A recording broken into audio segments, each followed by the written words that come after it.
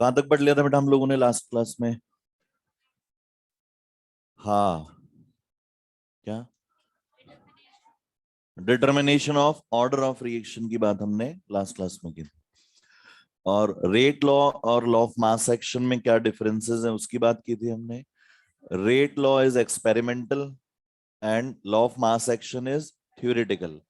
Law of mass action में जो concentration terms हैं उसकी जो पावर्स है they will be equal to stoichiometric coefficients. लेकिन रेट लॉ में जो कॉन्सेंट्रेशन टर्म्स की पावर्स हैं दे विल बी डिटरमाइंड एक्सपेरिमेंटली, उनको हमें डिटरमाइन करना रहेगा। और रेट लॉ एक्सप्रेशन में जो कॉन्सेंट्रेशन टर्म्स हैं उनकी जो पावर है उनका सम क्या कहलाता है? Order of reaction. Order can be fractional, order can be zero, order can be negative, कोई भी वैल्यू हो सकती है। और reactions with order greater than 3 are very rare. इसके अलावा हमने कुछ बेसिक एग्जांपल्स लिए थे जिनसे सीखा था हमने कि किस तरह से ऑर्डर डिटरमाइन किया जाए। देख लेते हैं एक बार हम लोग। एक हाइपोथेटिकल रिएक्शन हमने लास्ट क्लास में ली थी, यहां पर भी ले लेते हैं।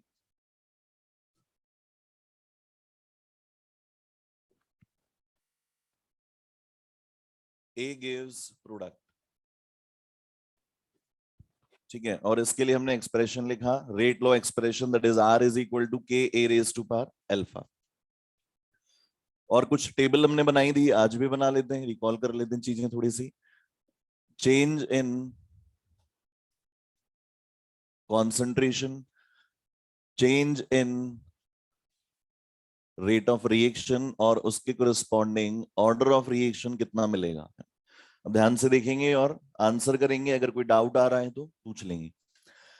अगर रेट ऑफ रिएक्शन को हमने 2 टाइम्स किया, सॉरी कॉन्सेंट्रेशन को हमने 2 टाइम्स किया और रेट ऑफ रिएक्शन हो गई कितनी? 1.414 times, what will be the order of reaction? 1/2। Clear to all? ठीक है, order of reaction will be 1/2। अच्छा, इसमें दो चीजें और मैंने इसको दोबारा से इसलिए लिया है क्योंकि दो फ्रैक्शंस और याद रखने में जो डायरेक्टली पूछे जा सकते हैं। जैसे हम यहाँ पर बात करें कि अगर rate of change in concentration is 2 times of the initial और rate of reaction becomes 2.82 times, अब what will be the order of reaction?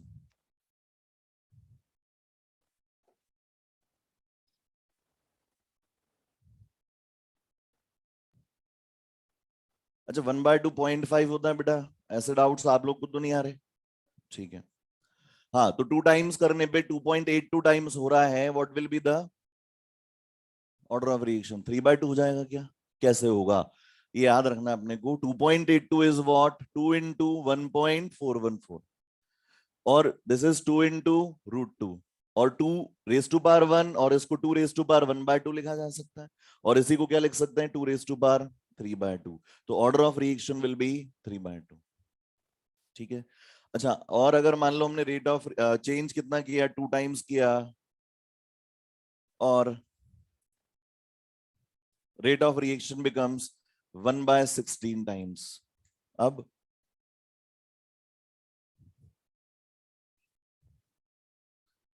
-4 है ना। 16 is what? 2 raise to power 4 और जब 16 ऊपर आएगा डिवाइड में है, ऊपर आएगा 2 रेज टू पावर -4, तो डबल किया तो इधर से क्या बाहर आया? 2 रेज टू पावर अल्फा और इधर 1/16 मतलब 2 रेज टू पावर -4, तो 2 raise to power alpha is equal to 2 raise to power -4, alpha will be equal to -4, तो order of reaction will be equal to -4।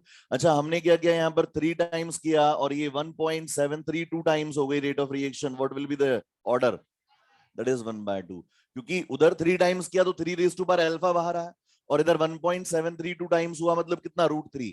√3 मतलब 3 रेज टू पावर 1/2, तो 3 raise to power alpha is equal to 3 raise to power 1/2, alpha will be equal to 1/2। ठीक है, तो ये 1/2 हो गया। और एक और जो हमें याद रखना है, दैट इज अगर इसको 3 टाइम्स किया और ये 5.19 टाइम्स हो गया तो फिर अगेन 5.19 इज व्हाट? 3√3, 5.19 मिलेगा, 3 इंटू 1.732, दिस इज इक्वल टू 5.19 और इसका मतलब क्या हुआ? 3 इंटू √3 मतलब 3 raise to power 1, 3 raise to power 2 और इसका मतलब क्या हो गया? 3 रेज टू पावर 3/2। तो 3 टाइम्स किया मतलब 3 रेज टू पावर अल्फा, कितने टाइम्स हो गया? 5.19 टाइम्स, मतलब 3 रेज टू पावर 3/2, तो 3 raise to power alpha is equal to 3 raise to power 3/2, alpha will be equal to 3/2, तो इस केस में भी ऑर्डर क्या जाएगा 3/2। ठीक है बात, ठीक है, क्वेश्चन लिखेंगे।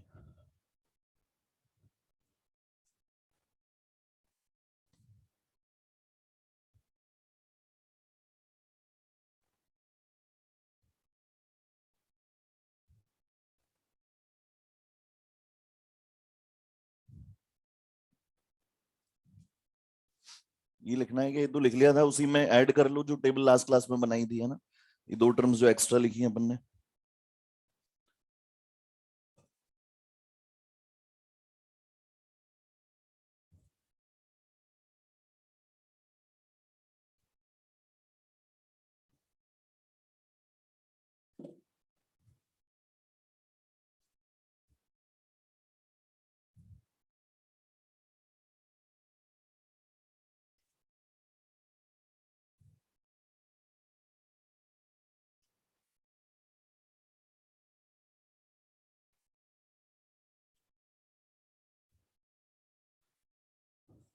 यूनिट ऑफ रेट कांस्टेंट बताओ फटाफट से। रेट लॉ एक्सप्रेशन आपको दिया हुआ है और आपको बताना है unit of rate constant. C is concentration in mole per litre, है ना।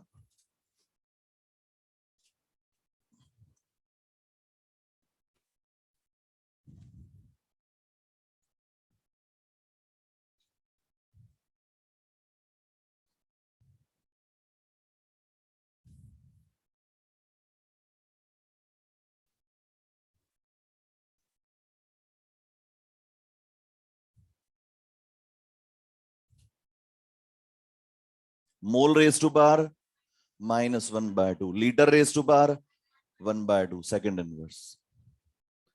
देखो दो तरीके हैं, एक तो डायरेक्ट फॉर्मूला अपन ने देखा था कल, तो यूनिट ऑफ के का डायरेक्ट फॉर्मूला क्या देखा था हमने, mole raise to power 1 - n, litre raise to power n-1, second inverse. n is what? Order of reaction. Order of reaction here is 3/2. तो mole raise to power 1 - 3/2, litre raise to power 3/2 -1, second inverse. तो फिर मोल raise to power कितना आ जाएगा, -1/2, litre raise to power 1/2 और second inverse. और दूसरा तरीका, अगर ये जनरल फॉर्मूला हम लोग भूल जाते हैं तो क्या करना है, K is equal to R divided by C raised to power 3/2. R is what? Mole per liter per second and C is what? Mole per liter raised to power 3/2. तो इसको लिख देंगे ऊपर mole raise to power 1, litre raise to power -1, second inverse, और नीचे क्या मिलेगा, mole raise to power 3/2, litre raise to power -3/2। इनको ऊपर ले जाके सॉल्व कर लेंगे, ये ऊपर जाके माइनस में बन जाएगा तो 1 - 3/2, ये ऊपर जाके प्लस बनेगा तो -1 + 3/2, और second inverse as it is रहेगा। दोनों से यूनिट्स क्या मिलेंगी, सेम। ठीक है,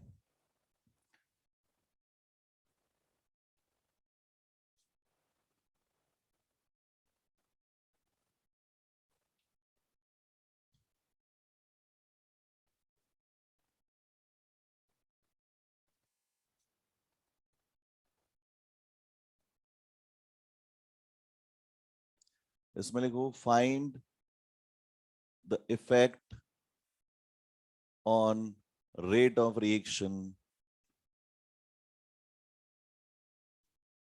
कंडीशंस हैं। पहली कंडीशन है अगर concentration of both A and B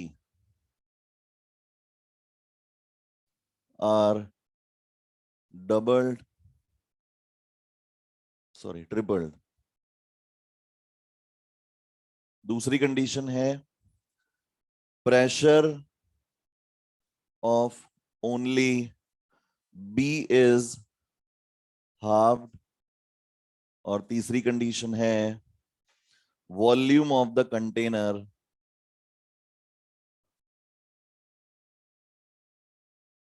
is reduced to 1/4 of initial, और इसका रेट लॉ एक्सप्रेशन है R is equal to K A raised to power 1 B raised to power 2।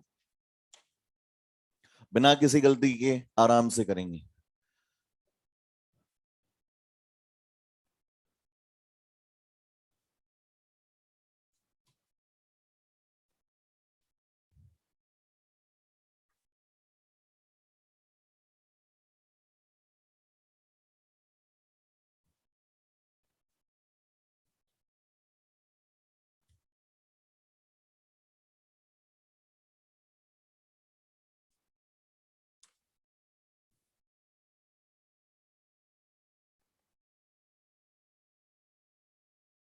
किधर से?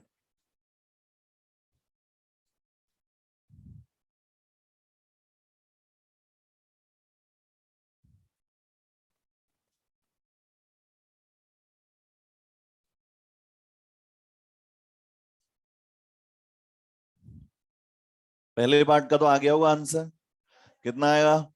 27 टाइम्स, है ना। देखो अब थोड़ा सा रिलेट कर पा रहे हैं हम चीजों को, है ना, बिना लिखे भी दिमाग में कुछ चल पा रहा है कि अगर हमने ए और बी दोनों को ट्रिपल कर दिया तो यहां से 3 raised to power 1 और यहां से 3 raised to power 2 एक्स्ट्रा बाहर आएगा, दैट इज 27 एक्स्ट्रा बाहर आएगा, मतलब rate of reaction will B 27 times of the initial. तो पहले पार्ट का आंसर 27 मिल जाएगा सबको। दूसरा पार्ट सॉल्व करो, pressure of only B is half. तो प्रेशर यहाँ पे किसको रिप्रेजेंट कर रहा है? कॉन्सेंट्रेशन को। तो अगर pressure of B is half तो फिर रेट ऑफ रिएक्शन बी 1/4, क्योंकि वहां से क्या बाहर आएगा? 1/2 raised to power 2 बाहर आएगा, दैट मीन्स 1/4 एक्स्ट्रा बाहर आएगा। Rate of reaction will become 1/4 of the initial. पक्की बात है क्या? और तीसरा सॉल्व करो, 64 टाइम्स या 1/64 टाइम्स? 64 टाइम्स, बिकॉज वॉल्यूम को अगर हमने 1/4 कर दिया है इसका मतलब कॉन्सेंट्रेशन बिकेम 4 टाइम्स। और किसकी? ए और बी दोनों की, क्योंकि कंटेनर में ए और बी दोनों है। तो अगर ए भी 4 टाइम्स हो गया है और बी भी 4 टाइम्स हो गया है तो यहां से 4 raised to power 1 और यहां से 4 raised to power 2 एक्स्ट्रा बाहर आएगा, that means 4 into 4 into 4 that is 64, rate of reaction will become 64 times। तो पहला केस अगर यहां देखें तो इनिशियली तो रेट लॉ क्या दिया हुआ है? A raised to power 1 B raised to power 2, इसको R1 ले लें, R2 पता लगाना है, K और क्या कर दिया हमने? A और B दोनों को ट्रिपल कर दिया तो 3A raised to power 1 3B raised to power 2, this is first this is second. और हमने क्या किया? सेकेंड डिवाइडेड बाय फर्स्ट, तो R2 divided by R1, K से K कैंसिल आउट, A से A, B स्क्वायर से B स्क्वायर कैंसिल आउट होगा, last में क्या बचेगा? 3 raised to power 1 और 3 raised to power 2। तो यहां से लिख देंगे R2 is equal to 27 times of R1। ठीक है, दूसरे पार्ट में केवल किस पे इफेक्ट डाला गया है? बी पे। तो बी को हाफ कर दिया गया है, प्रेशर हाफ कर दिया, मतलब उसकी कॉन्सेंट्रेशन भी क्या हो गई है? हाफ।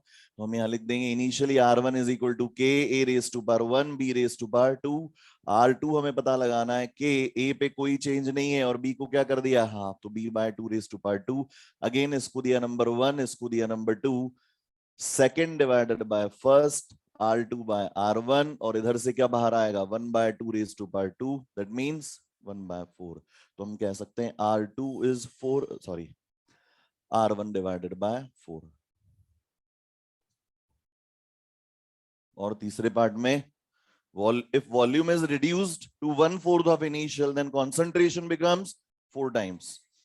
तो इसकी भी 4 टाइम्स और इसकी भी 4 times, 4 raised to power 1 into 4 raised to power 2, that is 64 times of the initial।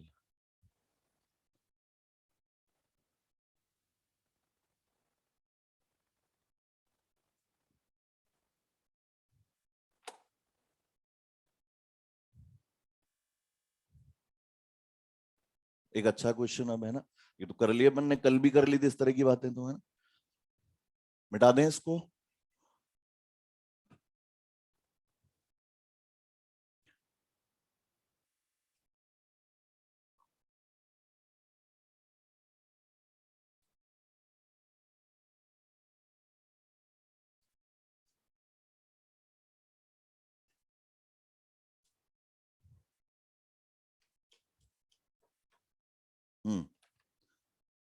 इसमें नोट नोट करें, initial pressures of A and B, initial pressures of A and B are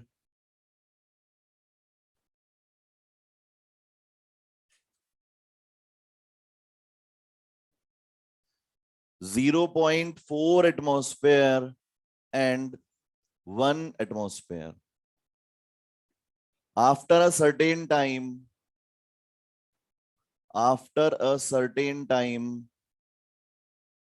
pressure of C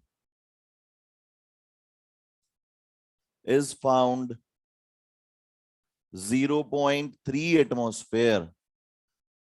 Find ratio of new rate of reaction to the old rate of reaction. Rate law आपको दिया हुआ है, initial pressures आपको ए और B के दिए हुए हैं, दैट इज 0.4 एंड 1 एटमॉस्फेयर, और कुछ टाइम बाद आपको सी का प्रेशर कितना मिल रहा है, 0.3 एटमॉस्फेयर, और आपको कहा गया है find the ratio of new rate of reaction to the old, या फिर इनिशियल, ओल्ड की जगह बेटर रहेगा इनिशियल लिख दें, इनिशियल रेट ऑफ रिएक्शन।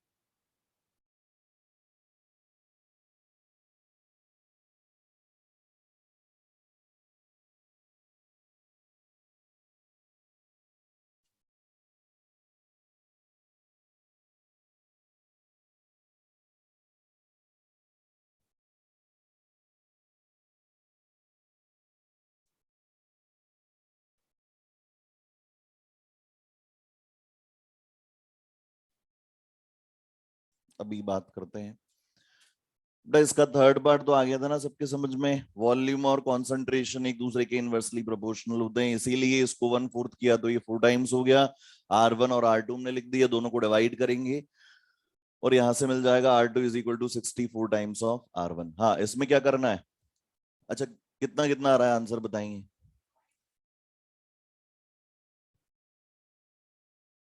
ऐसे हैंड रेस करेंगे जिन जिन का, 1/25, और 1/25 कितने लोगों का आ रहा है, सारे सही हैं, इसका मतलब इसके अलावा जो आंसर्स आ रहे हैं वो सही नहीं है। कोशिश करें निकाले आंसर।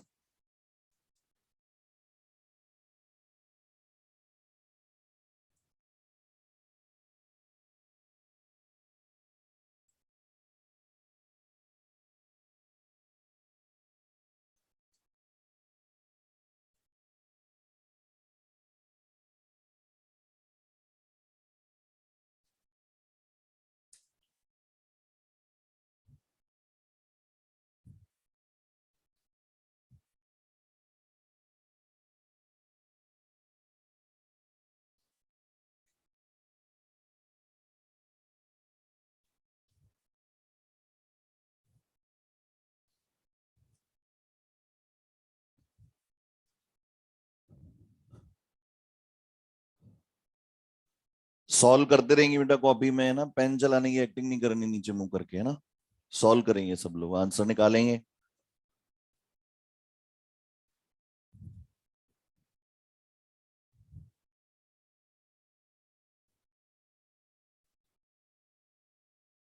बताओ, इनिशियली ए और बी का प्रेशर कितना है, 0.4 और 1 एटमॉस्फेयर, और हमें रेट लॉ दिया हुआ है, तो अगर हम आर इनिशियल निकालना चाहते हैं तो के तो एज इट इज रहेगा, और ए की जगह पार्शियल प्रेशर ऑफ ए ले लें, कितना आ जाएगा 0.4 रेज टू पावर 1, और क्या है 1 रेज टू पावर 2। बताओ ऐसा ही आएगा क्या, कोई भी दिक्कत इसमें किसी को, ये तो इसको दे दिया हमने नंबर 1, गिवन डेटा से इनिशियल वैल्यूज रखी हमने और initial rate of reaction determine कर ली। न्यू रेट ऑफ रिएक्शन क्या होगी, हमें ये पता लगाना है कि जब सी का प्रेशर 0.3 एटमॉस्फेयर हो गया है, तो यहां सी तो काम ही नहीं आ रहा है, लेकिन ए और बी तो आ रहा है, तो हमें ये पता लगाना है कि जब C 0.3 हो गया है तो उस टाइम पे A और B कितने हैं, और उस टाइम पे A और B पता लगा लिया तो उस टाइम की रेट ऑफ रिएक्शन भी पता लग जाएगी। समझे बात को? रेट लॉ एक्सप्रेशन में C काम नहीं आ रहा है, और हमें C का पार्शियल प्रेशर दिया हुआ है लेकिन वो डायरेक्टली यूज नहीं होगा। तो हमें ये पता लगाना है कि इनिशियली तो C 0 था, लेकिन जब C 0.3 हो गया है उस टाइम पे A और B कितने बचे हुए हैं, वो A और B की वैल्यूज यहां रख देंगे, तो उस टाइम पर जो रेट ऑफ रिएक्शन होगी वो हमें पता लग जाएगी। उसके लिए क्या करना पड़ेगा? डिसोसिएशन करना पड़ेगा। तो ये 2B gives C। इनिशियली कितना है इसका? 0.4, इसका 1 और ये 0। कोई दिक्कत यहाँ पे किसी को? It is at t is equal to 0। और लेट्स से ये किसी t टाइम पे बात कर रहे हैं हम लोग। t टाइम पे क्या लिखे यहाँ पे? 0.4 माइनस एक्स। हमने सीखा था लास्ट क्लास में, जब तक कि हम डिसोसिएशन नहीं सीखेंगे हम यहाँ पर will go with the stoichiometry. यहाँ पे कितना है? 1, तो कितना माइनस कर दिया? x। यहाँ कितना है? 2, तो यहां से कितना माइनस कर देंगे? 2x। यहाँ कितना है? 1, कितना प्रोड्यूस कर देंगे? x। अच्छा, ये जो x है that is the partial pressure. कितना दिया हुआ है? 0.3 दिया हुआ है, तो x की वैल्यू हमें 0.3 मिली, तो हम यहां पुट कर देंगे तो हमें कितना मिलेगा? 0.1, और यहां पुट कर देंगे तो कितना मिलेगा? 0.4 मिल जाएगा। हो गया काम। अब हमें क्या करना है? न्यू रेट ऑफ रिएक्शन निकालनी है। रेट ऑफ रिएक्शन न्यू, तो बताओ क्या के बदलता है प्रेशर के साथ में? नहीं बदलेगा जब तक टेम्परेचर नहीं बदला जाए, कैटलिस्ट नहीं मिलाया जाए, के चेंज नहीं होने वाला है, तो के तो वही रहेगा।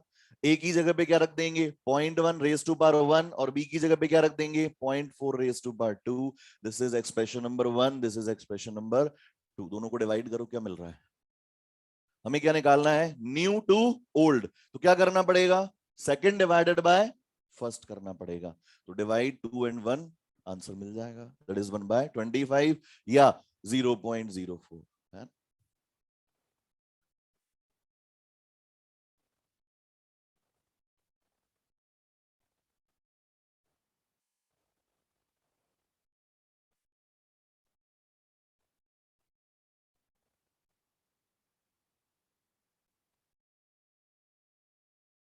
इधर मिलेगा R new upon R initial is equal to, K से के कैंसिल आउट होगा, 0.1 raise to power 1, 0.4 raise to power 2 divided by, इधर क्या आ जाएगा? 0.41 raise to power 2 cancel out हो जाएगा ना, आ जाएगा 1/25। ठीक है।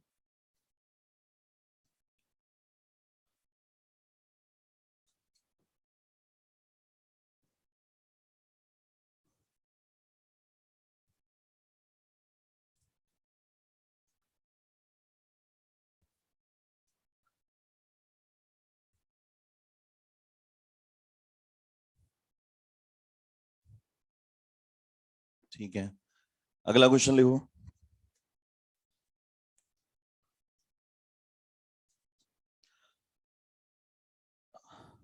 ये आसान है, इसका आंसर फटाफट से आना चाहिए।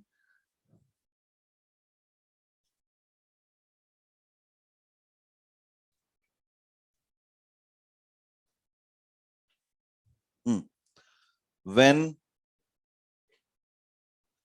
concentration of A is doubled, rate of reaction becomes 2.82 times. And when concentration of B is tripled, rate of reaction is also tripled. Find order of reaction.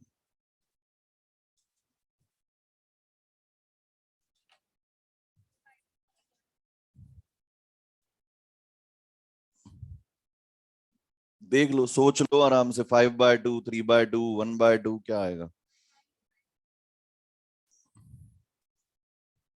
5/2 भाई, ये 2.82 टाइम्स आ रहा है तो 3/2 तो वहीं से मिल गया, और ट्रिपल करने पे ट्रिपल आ रहा है मतलब पावर कितनी हो गई? 1।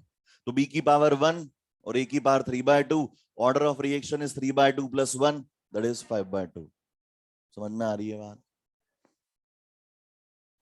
फायदा मिला आपने को वो टेबल सीखने का।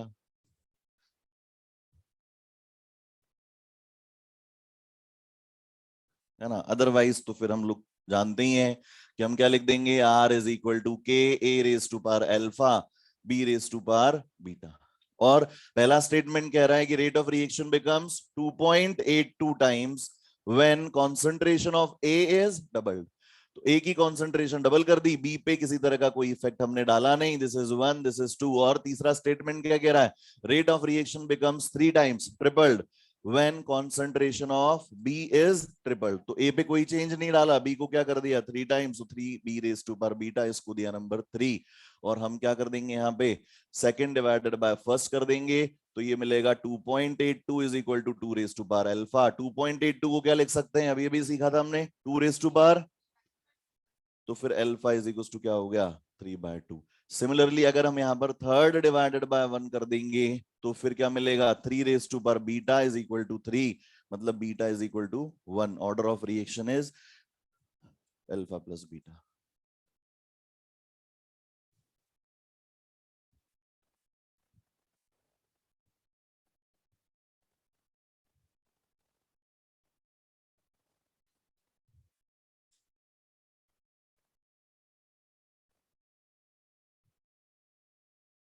मिटा दें इसको, है ना।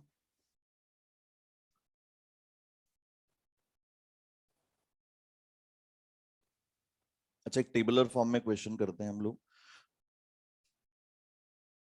मान लो एक रिएक्शन गिवन है, A plus B gives product, ठीक है।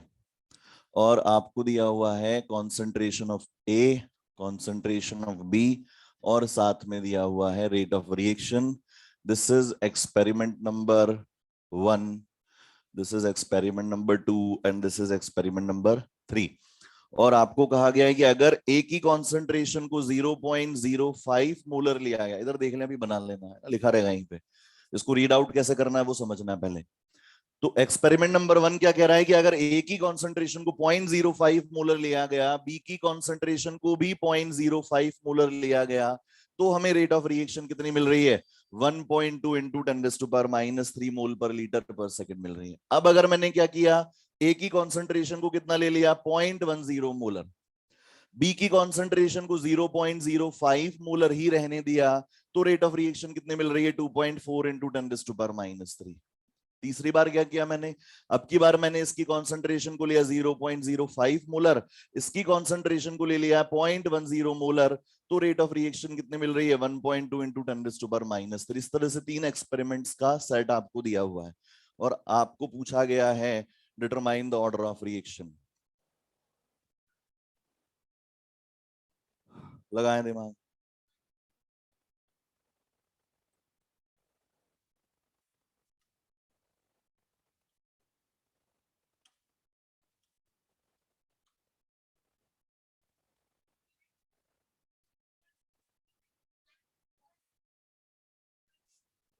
क्वेश्चन तो एक ही, आंसर इतने कैसे आ रहे हैं, सबका अपना अपना पर्सनल आंसर है क्या, देखते हैं। देखो पहले सीख लें, क्योंकि इसमें तो समझ में आ रहा है, हो सकता है किसी और क्वेश्चन में फंस जाए हम लोग जाके, है ना। तो बड़ा ध्यान दे, यहाँ पर तरीका वही है जो टेबलर फॉर्म में हमने सीखा था, वही मेथड यहाँ पर लगाना है। वो जो टेबल बनाई थी हमने कुछ देर पहले, वही वाला मेथड लगेगा। कैसे, जब भी आप एक्सपेरिमेंट्स को देखें, जब भी दो एक्सपेरिमेंट्स को हम कंपेयर करेंगे, तो कोशिश करें कि ऐसे दो एक्सपेरिमेंट्स चूज करें जिनमें किसी एक रिएक्टेंट की कॉन्सेंट्रेशन को कांस्टेंट रखा गया हो, चेंज किसी एक में ही आ रहा हो। फिर से सुन लें, आपको जब भी इस तरह से टेबल दी जाए तो सबसे पहले कोशिश करें कंपेयर करने की। कंपेयर किसे करेंगे, दो अलग अलग एक्सपेरिमेंट्स को कंपेयर करेंगे। कंपेयर करने के लिए कौन कौन से दो एक्सपेरिमेंट्स चुनने हैं, उसके लिए हमें ये ध्यान देना है कि किसी एक ही रिएक्टेंट की कॉन्सेंट्रेशन में चेंज आ रहा हो, दूसरा कांस्टेंट रह रहा हो। तो बाय डिफॉल्ट हमें पहला और दूसरा ही दिख रहा है यहाँ पे। पहले और दूसरे एक्सपेरिमेंट को देखेंगे, इसको अभी भूल जाओ, अभी सिर्फ देखना है कॉन्सेंट्रेशन ऑफ ए और कॉन्सेंट्रेशन ऑफ बी। तो इसमें हम देख रहे हैं यहाँ कितना है 0.05, पहले एक्सपेरिमेंट में भी इतना ही है, दूसरे में भी इतना ही है, मतलब हमने बी को चेंज ही नहीं किया। तो अब हमें पता है कि अगर बी की कॉन्सेंट्रेशन बदलती तो फिर बी की वजह से रेट ऑफ रिएक्शन पे इफेक्ट आता, लेकिन बी की कॉन्सेंट्रेशन को नहीं बदला गया, तो बी की वजह से रेट ऑफ रिएक्शन पे कोई इंपैक्ट नहीं आ रहा है। तो फिर क्या किया हमने यहां पर 0.05 से क्या किया, 0.1 कर दिया, मतलब डबल कर दिया क्या। तो सीधा सा पता लग रहा है concentration of A is doubled, then rate of reaction also becomes 2 times, double हो गई क्या। 1.2 से 2.4 पावर तो सेम आ रही है। तो हमने क्या किया, बी की कॉन्सेंट्रेशन में कोई चेंज नहीं किया, ए को डबल कर दिया, रेट ऑफ रिएक्शन भी डबल हो गई, और डबल करने पर डबल होना मतलब पावर 1, पक्की बात है। तो ए की पावर 1 हो गई, मतलब अल्फा की वैल्यू 1। अच्छा, अब ये भी कंफ्यूजन आ जाता है कि ये जो हमने किया इससे अल्फा निकाला कि बीटा निकाला। अल्फा निकाला, क्योंकि बी का तो चेंज ही नहीं देखा हमने, किसका चेंज देखा, ए का, तो पावर किसकी पता लग रही है, ए की। अच्छा, अब मान लो हमने एक्सपेरिमेंट ले लिया कौन सा, 1 और 3 ले लें, क्योंकि इसमें तो गड़बड़ हो रही है, वैसे निकाला जा सकता है क्योंकि हमारे पास अब अल्फा है तो कोई दिक्कत आने वाली नहीं है, पर हम क्यों फालतू ट्रबल में जाएं। तो हमने देखा फर्स्ट और थर्ड में हम देख रहे हैं अब की बार ए में कोई चेंज नहीं किया गया, लेकिन अब की बार बी को डबल कर दिया, और बी को डबल करने से क्या रेट ऑफ रिएक्शन पे कोई इफेक्ट आया, मतलब डबल करने पर कोई इफेक्ट नहीं आया, मतलब मल्टीप्लाइड बाय 1। बोलो भाई, अगर कोई इफेक्ट नहीं आ रहा, डबल करने पर डबल होता है तो हम क्या लिख देते हैं, अरे ऑर्डर 1 लिखते हैं, डबल करने पर डबल हो रहा है तो ऐसा लिखते हैं ना, मतलब ये 2 raise to power alpha double करने पर, और 2 टाइम्स हो गया तो इधर 2, कुछ भी नहीं हुआ इसका मतलब कितने टाइम्स हुआ, 1 टाइम, कुछ भी नहीं हुआ इसका मतलब 1 टाइम, और 1 कब आता है, 2 रेज़ टू पावर 0 करके, तो इसका मतलब ये बीटा है, खैर, तो बीटा इज इक्वल टू कितना हो गया, 0। तो with respect to B power क्या हो गई, 0, with respect to A power कितनी है, 1, ऑर्डर ऑफ रिएक्शन इज 1। ठीक है, और अगर रेट लॉ एक्सप्रेशन लिखेंगे इसका, ये पूछा जाए तो क्या लिख देंगे, आर इज इक्वल टू के, A⁻1 B⁻0। कोई भी ऐसा है यहाँ क्लास में जिसको ये समझ में नहीं आया, सिंपली 2 एक्सपेरिमेंट ऐसे चूज करने हैं जिनमें किसी एक की कॉन्सेंट्रेशन में चेंज आ रहा हो, दूसरे की कांस्टेंट रखी गई हो। और दूसरा क्या तरीका है, दूसरा तरीका तो वही है जो हम जानते हैं, R इज इक्वल टू के, A⁻अल्फा B⁻बीटा। ये एक बाय डिफॉल्ट स्टेटमेंट हमने लिख दिया, 3 एक्सपेरिमेंट्स की 3 इक्वेशंस बन जाएंगी। What is rate of reaction in the first experiment, 1.2 into 10⁻³ के एज इट इज, ए की concentration 0.05 raise to power alpha, B की concentration 0.05 raise to power beta, ये फर्स्ट इक्वेशन। सेकंड इक्वेशन में rate of reaction कितनी है, 2.4 into 10⁻³ के as it is, इसमें concentration 0.1 और 0.05, तो 0.1 raise to power alpha, 0.05 raise to power beta. तीसरा क्या है, rate of reaction is 1.2 into 10⁻³ के एज इट इज रहेगा, 0.05 raise to power alpha, 0.10 raise to power beta. This is 1, this is 2 and this is 3। यहां पे भी दिमाग तो लगाना ही पड़ेगा, कैसे, उन 2 इक्वेशंस को चूज करना है जिनसे एक बार में अल्फा निकाला जा सके, एक बार में बीटा निकाला जा सके। तो बताओ, पहले सेकंड और फर्स्ट को डिवाइड करेंगे तो बीटा वाली टर्म गायब हो जाएगी, क्या मिलेगा, अल्फा, और फिर फर्स्ट और थर्ड को डिवाइड करेंगे तो अल्फा वाली टर्म गायब हो जाएगी, क्या मिल जाएगा, बीटा, आंसर वही मिलेगा। ठीक है, करें एक और ऐसा क्वेश्चन, है ना।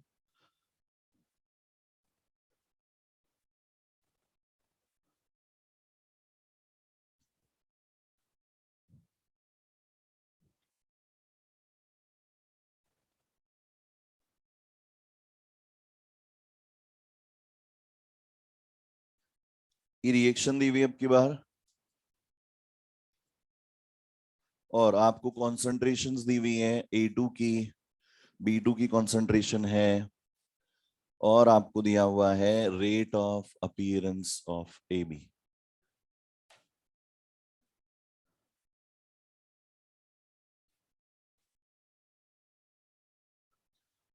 0.1, 0.1,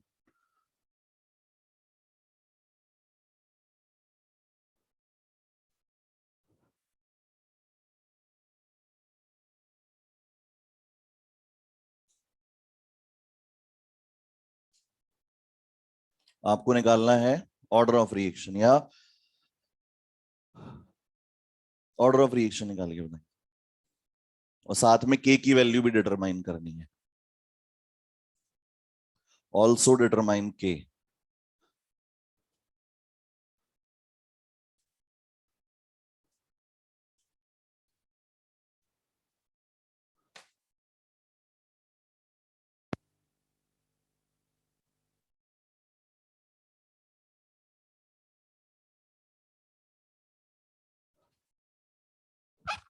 मॉड्यूल का डिस्कशन अभी नहीं कर रहे हैं बेटा हम लोग, है ना। मॉड्यूल का डिस्कशन अपन करेंगे छुट्टियों के बाद। छुट्टियों के बाद मतलब ज्यादा आगे नहीं जाएंगे, मंडे को करेंगे, ठीक है ना।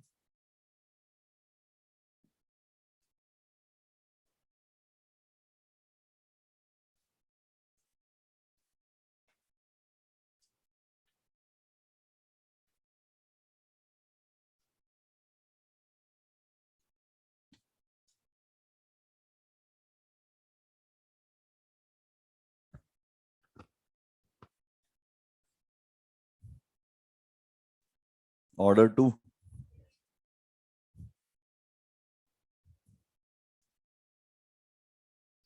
हाँ, वैल्यू क्या आ रही है के की?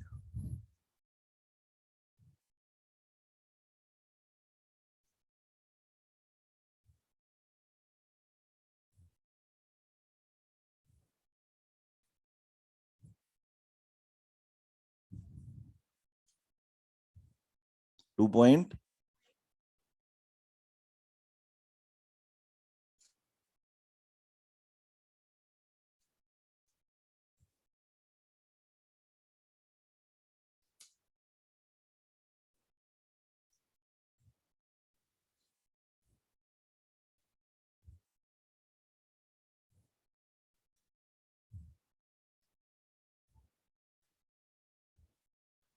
2 बेटा, दो तरह के आंसर आ रहे होंगे यहाँ पे, एक तो 1.25 इंटू 10⁻², और एक 2.5 इंटू 10⁻²। किसका सही है?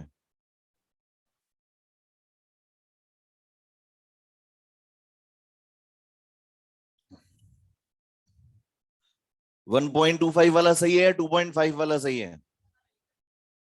सब अपना अपना सही बताएंगे। 2.5 वाला सही, लड़ मत जाना आपस में। 1.25 into 10⁻² is the correct answer. क्यों? Because this is rate of appearance of A B. हमें क्या चाहिए होता है? रेट ऑफ रिएक्शन चाहिए होता है। तो rate of appearance of A B से रेट ऑफ रिएक्शन कैसे निकलेगी? डिवाइडेड बाय स्टोइकियोमेट्रिक कोएफिशिएंट, और स्टोइकियोमेट्रिक कोएफिशिएंट कितना है? 2। तो अगर यहां पर रेट ऑफ रिएक्शन का एक और कॉलम बना दें, रेट ऑफ रिएक्शन का एक और कॉलम बना दिया जाए, तो बताओ कितना आ जाएगा? 1.25 इंटू 10⁻⁴, ये 2.5 इंटू 10⁻⁴, और ये 5 इंटू 10⁻⁴। कोई भी दिक्कत इसमें किसी को? Because ROR is equal to rate of disappearance of A2 upon 1, rate of disappearance of B2 upon 1, rate of appearance of A B divided by 2। Rate of appearance of A B हमारे पास है, तो rate of reaction निकालने के लिए उसमें 2 से divide करना रहेगा। अब कंपेयर करते हैं, बताओ, हमने लिया एक्सपेरिमेंट नंबर 1 और 2। एक्सपेरिमेंट नंबर 1 और 2 क्यों लिया? क्योंकि B2 को चेंज नहीं किया गया और A2 को डबल कर दिया। A2 को डबल करने से रेट ऑफ रिएक्शन भी डबल, डबल करने से डबल, मतलब 2 raise to power alpha is equal to 2 raise to power 1, alpha is equal to 1, alpha 1 मिल गया। फिर उसके बाद किसे देखें बताओ? सेकंड और थर्ड को देख लें क्या? सेकंड और थर्ड को अगर देखेंगे तो A2 को चेंज नहीं किया गया, लेकिन B2 को डबल कर दिया गया, और इसको डबल करने से रेट ऑफ रिएक्शन भी क्या हो गई? डबल हो गई। मतलब 2 raise to power beta is equal to 2 raise to power 1, beta is equal to 1। Alpha और बीटा दोनों 1 बना गए। तो इसका मतलब रेट लॉ एक्सप्रेशन क्या हो गया? R is equal to k A2 raise to power 1, B2 raise to power 1। अब हमें क्या निकालना है? के निकालना है। कोई भी एक्सपेरिमेंट चूज कर लो, के तो सेम ही आएगा सबसे। फर्स्ट एक्सपेरिमेंट चूज कर लेते हैं। आर की वैल्यू कितनी रखेंगे? 1.25 इंटू 10⁻⁻⁴ के पता लगाना है। ए की वैल्यू कितनी रख देंगे, A2 0.1 रेज टू पावर 1 और B2 0.1 रेज टू पावर 1, तो K इज इक्वल टू कितना मिला, 1.25 into 10⁻⁻2 unit mole inverse litre second inverse. Second order reaction की यूनिट यही होती है K के लिए। सेकंड ऑर्डर रिएक्शन में K की यूनिट यही होती है, mole inverse litre second inverse. First order में सेकंड इनवर्स और जीरो ऑर्डर में मोल पर लीटर पर सेकंड। ठीक है,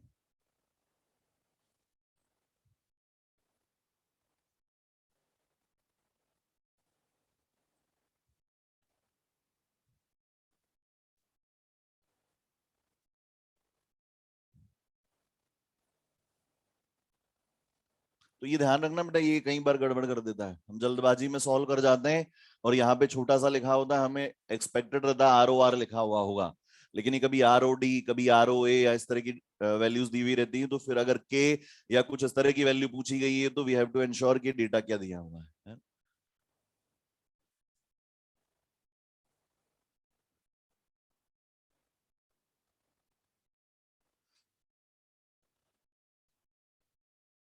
एक रिएक्शन दी हुई है बेटा, P plus Q plus R gives product.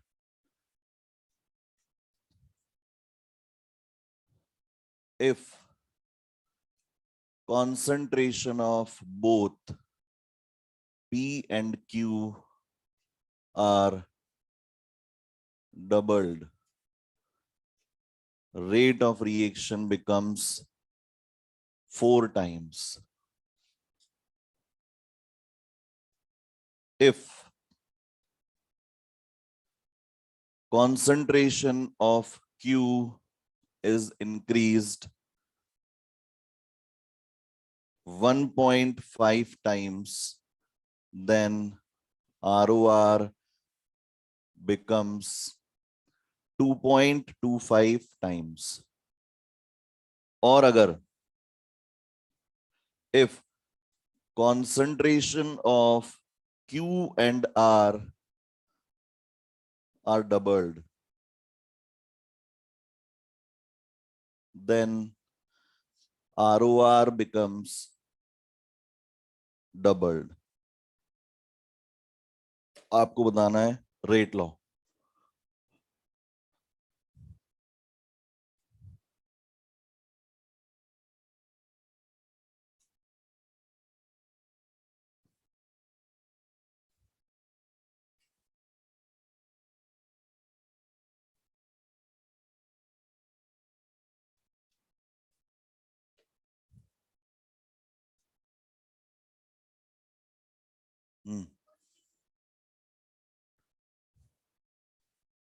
हाँ, P एंड Q को डबल किया तो रेट ऑफ रिएक्शन 4 टाइम्स हो गई, और लास्ट में Q एंड R को डबल किया तो रेट ऑफ रिएक्शन डबल है ना।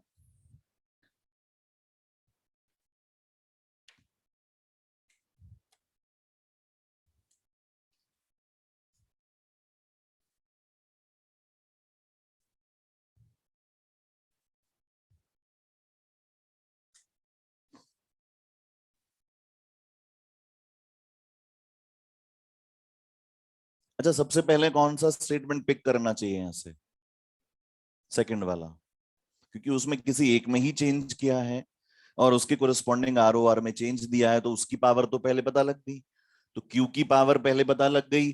उसके साथ में अगर पहला स्टेटमेंट यूज में लेंगे तो P की पावर पता लग जाएगी, और उसके साथ में अगर तीसरा स्टेटमेंट काम में लेंगे तो फिर R की पावर पता लग जाएगी।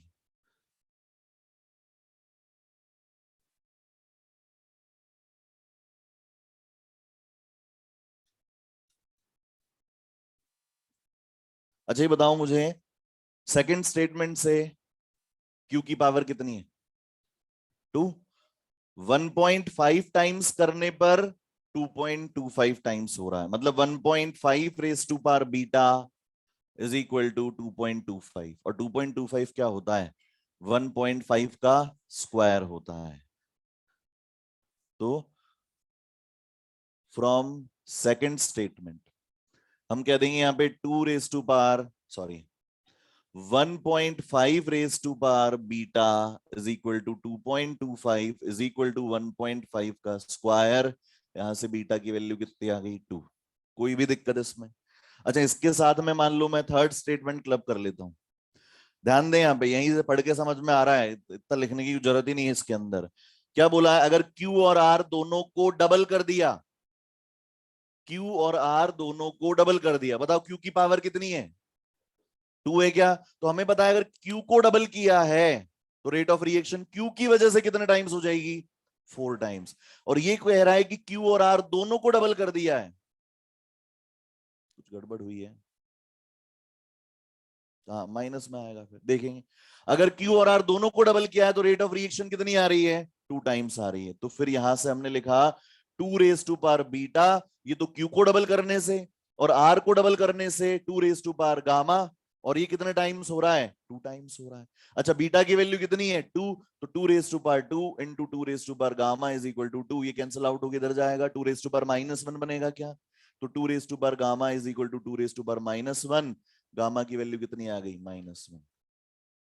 और अब अल्फा और बीटा वाला देख लें। किस किस को देखें? फर्स्ट स्टेटमेंट देखा जाए। बताओ क्या बोल रहा है? पी और क्यू को डबल कर दिया। पी को डबल किया तो 2 raise to power alpha, Q को डबल किया तो 2 रेज टू पावर बीटा। और ये कितने टाइम्स हो रहा है? 4 टाइम्स, मतलब 2 raise to power 2 times. Alpha की वैल्यू पता लगानी है, बीटा कितना है? 2। तो यहाँ 2 raise to power alpha into 2 raise to power 2 is equal to 2 raise to power 2। ये कैंसिल आउट हो गया, उधर कितना आएगा? 2 raise to power 2 is equal 2 raise to power alpha is equal to 1। 2 raise to power 0, alpha is equal to 0। alpha is equal to 0, beta is equal to 2, and gamma is equal to -1. Order of reaction is 1.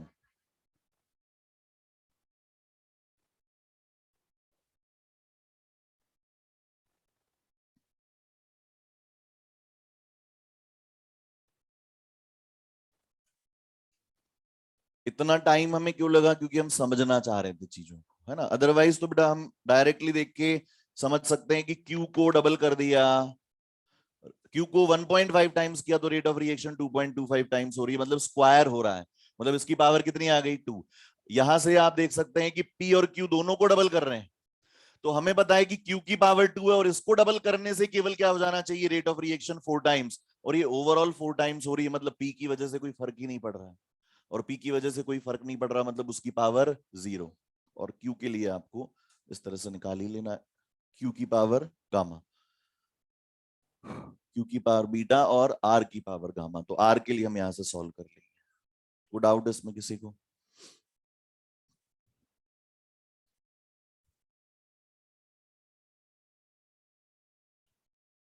Zero order reaction का मतलब या power 0 आने का मतलब है कि उस particular species की कॉन्सेंट्रेशन में चेंज करने से रेट ऑफ रिएक्शन पे कोई फर्क नहीं पड़ रहा है। तो या तो वो रिएक्शन में पार्टिसिपेट नहीं कर रही है, या फिर उसका अमाउंट किस में लिया गया है? एक्सेस में लिया गया है। एक्सेस में लिया गया है, इसका मतलब उसे मीडियम बना लिया गया है, तो उसकी कॉन्सेंट्रेशन में चेंज ही नहीं आएगा। अगर बहुत ज्यादा अमाउंट में है कोई स्पीशीज, और दूसरा अमाउंट बहुत कम अमाउंट में है, तो जब वो कंबाइन करेंगे तो जो एक्सेस में है उसकी कॉन्सेंट्रेशन में कोई सिग्निफिकेंट चेंज नहीं आएगा। और अगर उसकी कॉन्सेंट्रेशन नहीं बदलेगी तो उससे रेट ऑफ रिएक्शन पे भी कोई फर्क नहीं पड़ेगा उसकी वजह से। इसीलिए उसकी पावर क्या कंसीडर कर ली जाती है? 0। ठीक है, एक और क्वेश्चन करते हैं हम लोग।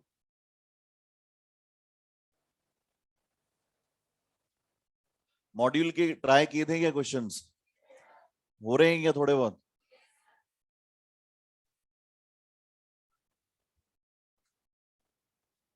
उनमें कुछ क्वेश्चंस इसके भी दिए थे मैंने, ऑर्डर डिटर्मिनेशन के, तो वो नहीं हुए होंगे तो अब हो जाएंगे।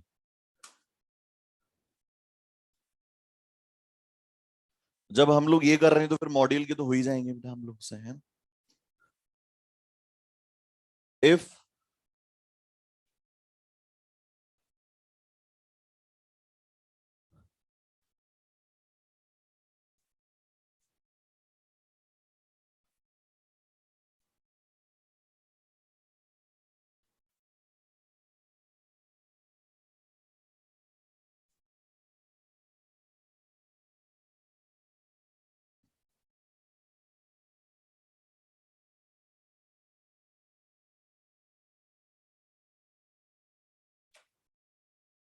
ये दिया हुआ एक्सप्रेशन और आपको x is to y find out करना है। 0.48 plus log minus d A over d t is equal to 0.7 plus log plus dB over dt, then we have to find x is to y.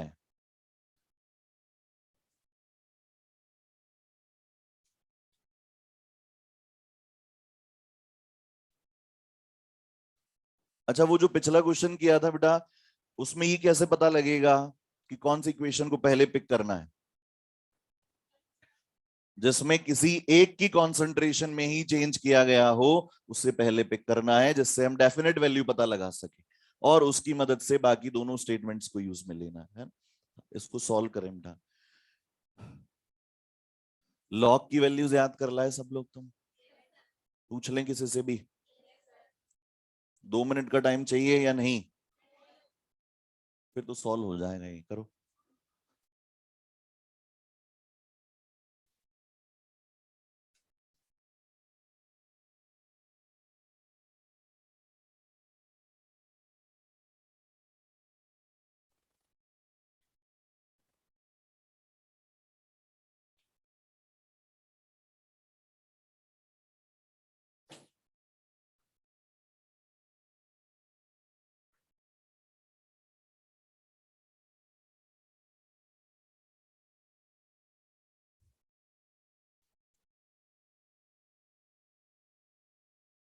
Five ratio 3 answers आने लगे हैं बेटा। करे solve करें, अब हमने काफी प्रैक्टिस कर ली है, अब आराम नहीं करना है।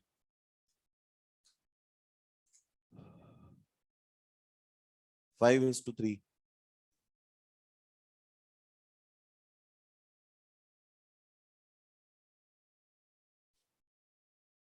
थोड़ी बहुत लॉग की प्रॉपर्टीज भी लग जाएंगी यहाँ पे।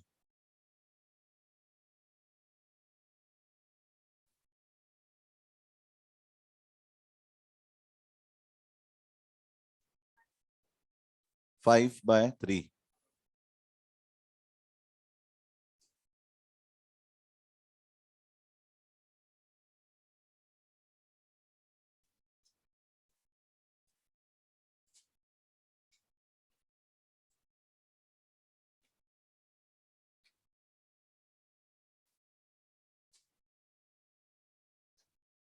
जल्दी सॉल्व करें बेटा, लोगों के आंसर आ गए, लोग घूमने निकल गए बाहर टहलने के लिए।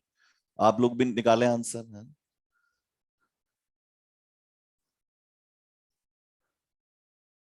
ये बंदी तो है, ऑन करवा दें।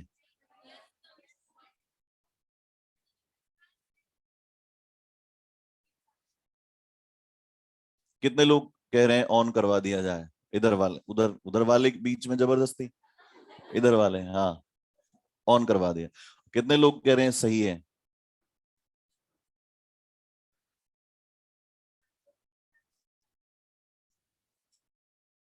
बहुत समस्याएं बेटा जीवन में,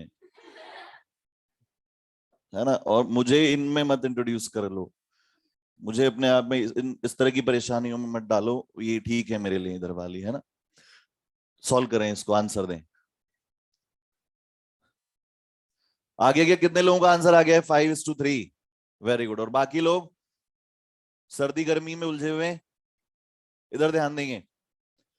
0.48 किसका लॉग होता है? तो इसको लॉग 3 लिखा जा सकता है और इसको एज इट इज रहने दो, log minus d A over d T. ठीक है। और इधर क्या लिखा जा सकता है? log 5 लिख दें क्या? और plus log of d B over d t, इसको एज इट इज रहने दें। बताओ, log a plus log b क्या होता है? log a इंटू बी होता है क्या? तो इसको क्या लिखा जा सकता है? log 3 into minus of d A over d t. और इसको क्या लिखा जा सकता है? log 5 into d B over d t. ये हो गई बात इतनी। अब इसके बाद बताओ, दोनों तरफ एंटी लॉग ले लिया जाए। दोनों तरफ एंटी लॉग लेंगे तो ये लॉग और ये लॉग एक तरह से हटाया जा सकता है, ऐसे काटते नहीं है इनको। दोनों तरफ एंटी लॉग ले लिया हम लोगों ने, तो ये लॉग कैंसिल आउट हो गया, मतलब रिमूव हो गया है। तो यहां से क्या मिलेगा? 3 minus d A over d t. और इधर क्या मिल जाएगा? 5 into d B over d T.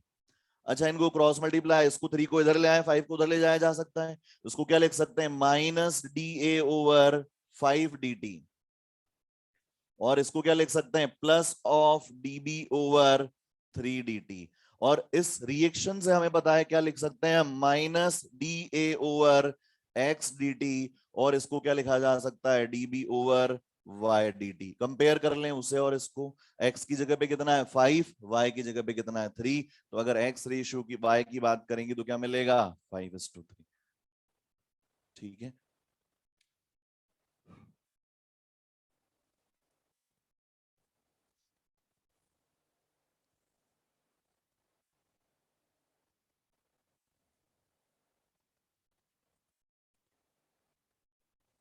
चलो आगे बात करते हैं।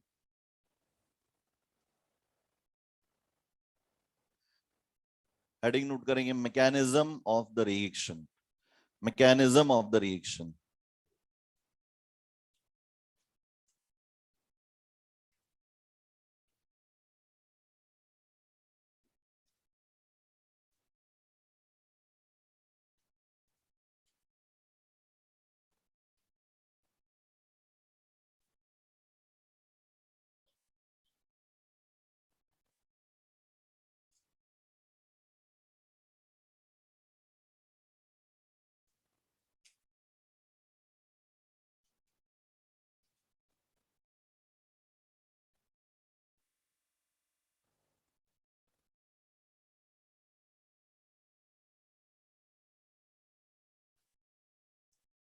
देखो बेटा, मैकेनिज्म के बेसिस पे अगर हम बात करें तो रिएक्शंस को दो टाइप्स में क्लासिफाई किया गया है। One is elementary reaction and second one is complex reaction.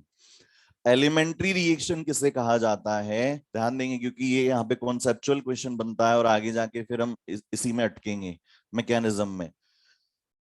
जब खत्म हो जाता है चैप्टर तो बाद में फिर मैकेनिज्म के डाउट्स मोस्टली लेके आते हैं बच्चे काइनेटिक्स के, इसलिए बता रहा हूं अपन पहले से सीख लें तो ऐसे ट्रबल में जाएंगे ही नहीं, है ना। तो एलिमेंट्री रिएक्शंस कौन सी होती हैं, those reactions which gets completed in a single step.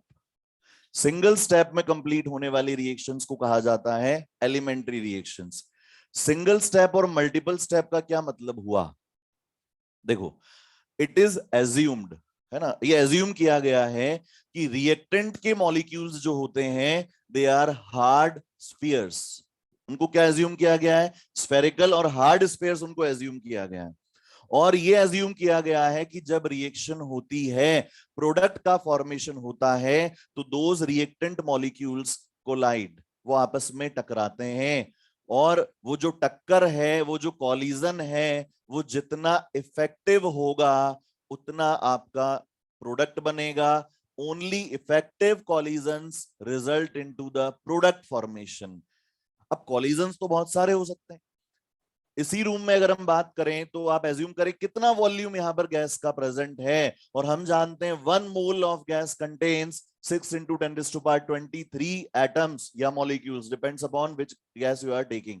तो 6 into 10⁻23 एटम्स या मॉलिक्यूल्स 1 मोल में प्रेजेंट हैं। तो इस रूम में बहुत सारे, हम काउंट नहीं कर सकते या उसके बारे में हम बात नहीं कर सकते, इतने एटम्स प्रेजेंट होंगे और वो कंटिन्यूअसली आपस में क्या कर रहे होंगे, रैंडमली मोशन कर रहे होंगे, आपस में कोलाइड कर रहे होंगे।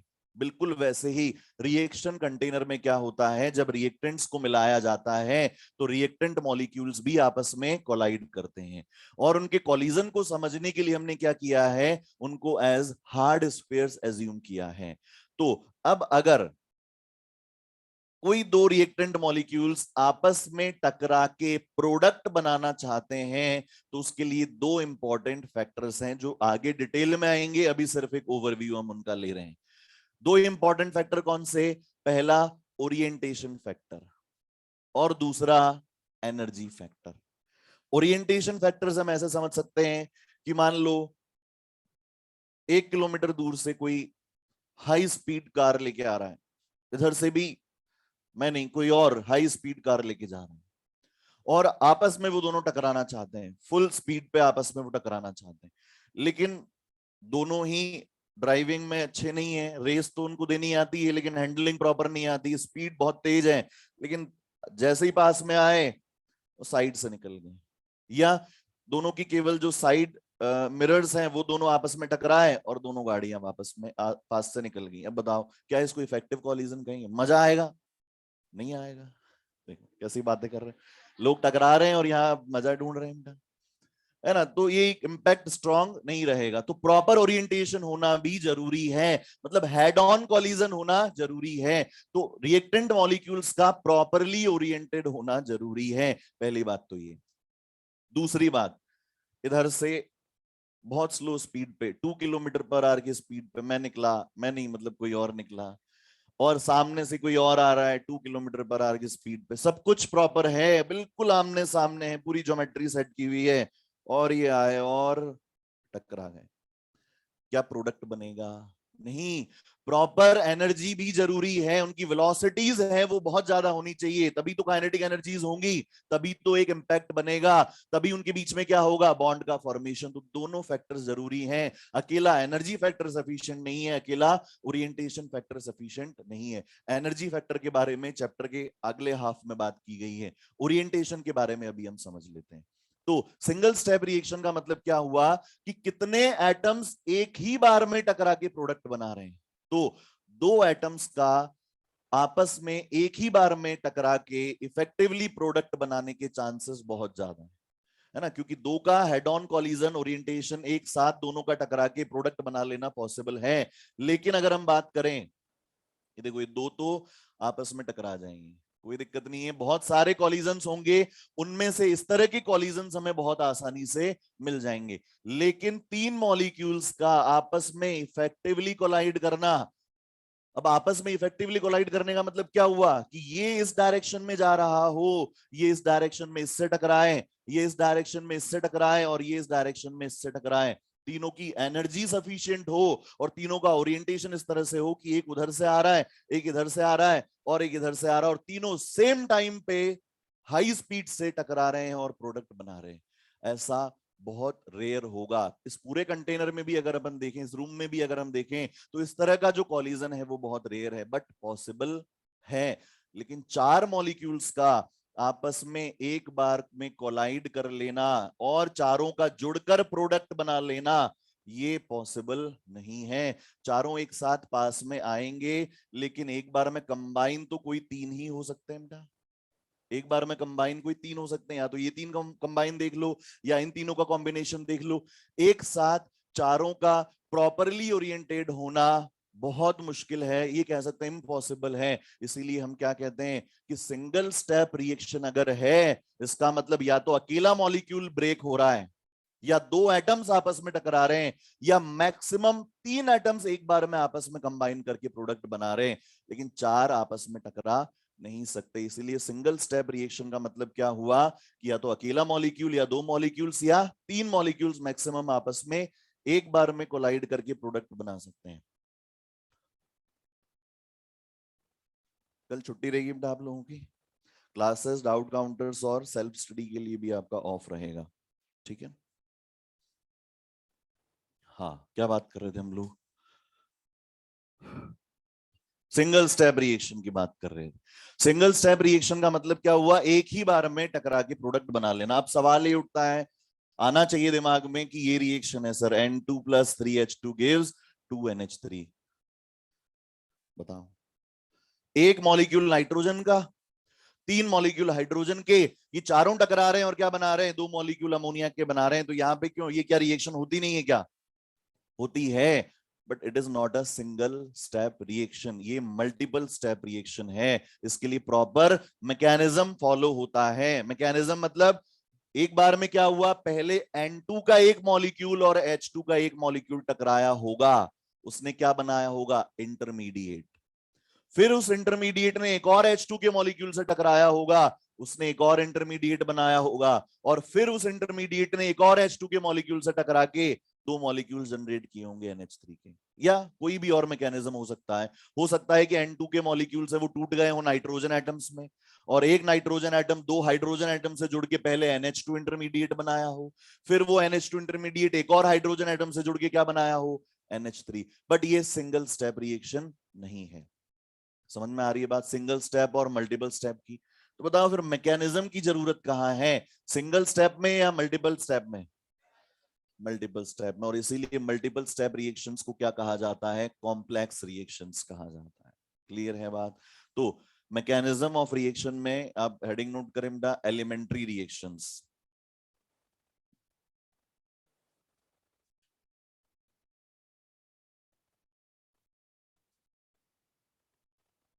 Elementary.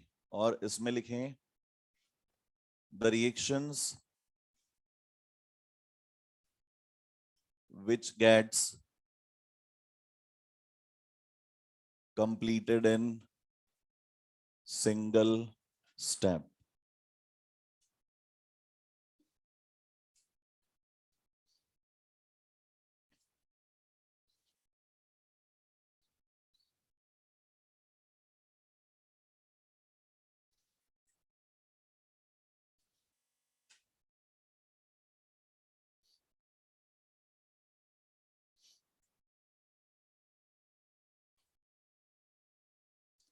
In rate law expression, powers of concentration terms are equal to their stoichiometric coefficients.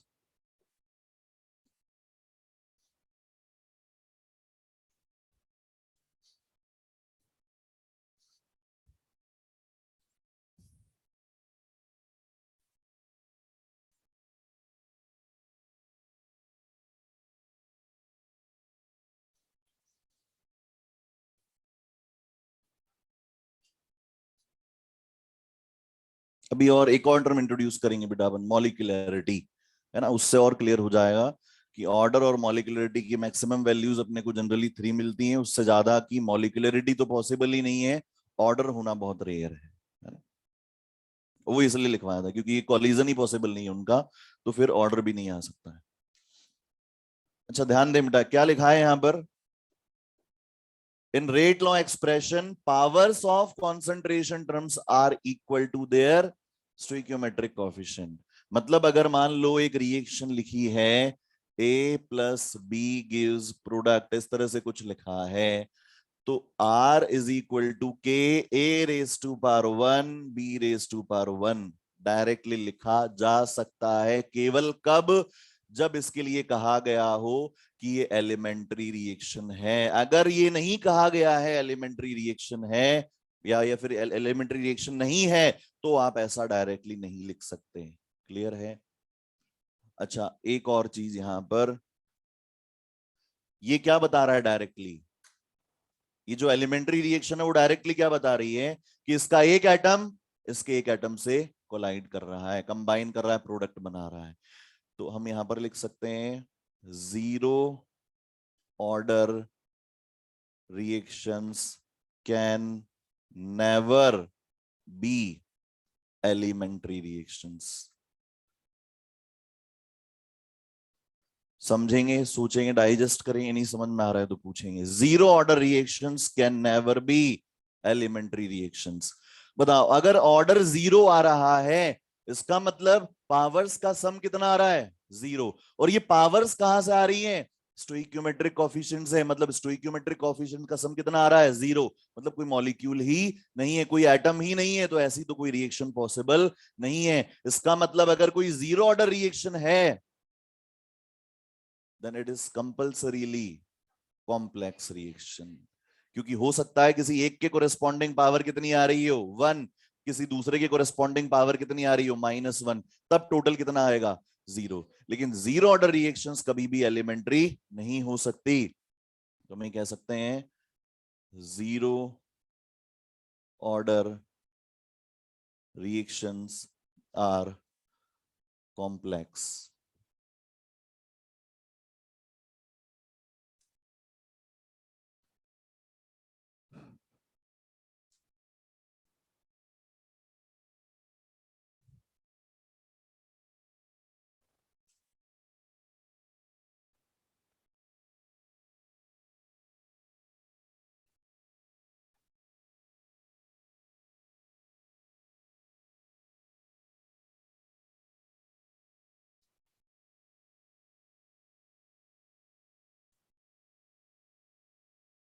ठीक है। अच्छा ये बताओ, फ्रैक्शनल ऑर्डर रिएक्शंस अगर हुई, फ्रैक्शनल ऑर्डर रिएक्शंस अगर हुई तो क्या वो एलिमेंट्री हो सकती हैं? क्यों हो सकती हैं?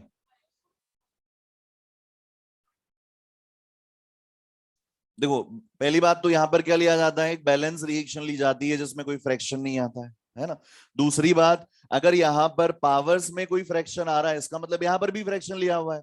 और एटम्स जो टकरा रहे हैं आपस में, क्या वो हाफ एटम हो सकता है, 1/2 एटम हो सकता है, नेगेटिव हो सकता है? नहीं। इसका मतलब क्या हुआ, कोई ना कोई वैल्यू 1 होगी या 2 होगी या 3 होगी। तो अगर ऑर्डर ऑफ रिएक्शन फ्रैक्शनल आ रहा है, इसका मतलब भी वो रिएक्शन क्या है, कॉम्प्लेक्स रिएक्शन है। तो एक और पॉइंट नोट कर लेंगे, fractional order reactions can never be elementary. Fractional order reactions can never be elementary.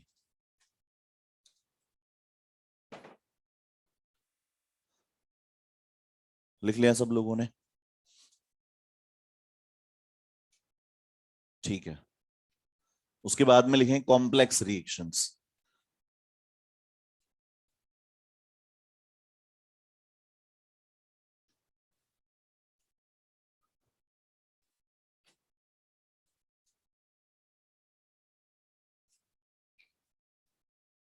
Complex reactions के लिए क्या हो गया, the reactions which completes in multiple steps।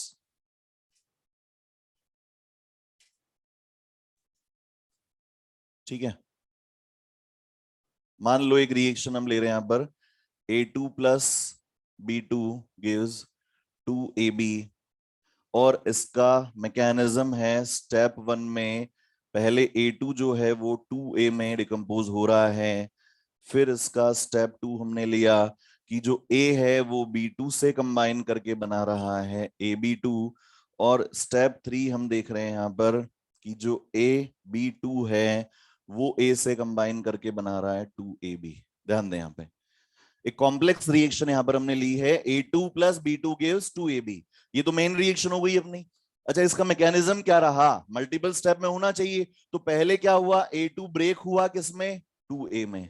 फिर एक A जो है वो B2 से कंबाइन करके क्या बनाया, इंटरमीडिएट AB2। और फिर इस AB2 ने बचे हुए A से कंबाइन करके क्या बना लिए, दो मॉलिक्यूल्स बना लिए AB के। तो ऐसे क्या होता है मैकेनिज्म, आपको एक रैंडम मैकेनिज्म हमने लिया हुआ है। ठीक है। अच्छा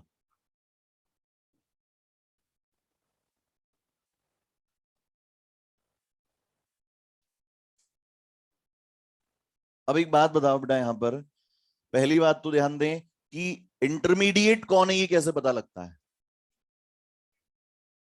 क्योंकि ये भी दिक्कत आई है, कई बार आती है। जो मेन रिएक्शन में नहीं है वो इंटरमीडिएट है। Intermediate are the short lived species जो रिएक्शन के ड्यूरेशन में ही बनते हैं और रिएक्शन खत्म होने से पहले खत्म हो जाते हैं। ना तो वो रिएक्टेंट साइड नजर आएंगे मेन रिएक्शन में, और ना ही वो प्रोडक्ट साइड में नजर आएंगे। तो ये मेन रिएक्शन है, इसमें A2 है, B2 है और AB है। यहाँ A2 क्या हुआ, फिर रिएक्टेंट हुआ, लेकिन A क्या हो गया है, इंटरमीडिएट हो गया है। यहां पर भी A क्या है, इंटरमीडिएट। AB2 क्या है, intermediate. AB2 intermediate, A again intermediate, और AB क्या है, प्रोडक्ट है। तो ये पहचान पाएंगे इंटरमीडिएट क्या है। अच्छा अब जब भी कॉम्प्लेक्स रिएक्शन की बात हो तो बेटा आपको ये जो स्टेप्स दिए जाएंगे, तो 99% केसेस में आपको एक स्टेप जो होगा वो रिवर्सिबल दिया जाएगा, जैसा कि यहां देख पा रहे हैं हम लोग। और आपको ये बताया जाएगा कि इनमें से कौन सी रिएक्शन फास्ट है, कौन सी रिएक्शन स्लो है। तो आपको दे दिया कि ये रिएक्शन क्या है, फास्ट है, ये रिएक्शन क्या है, स्लो है, और ये रिएक्शन भी क्या है, फास्ट है।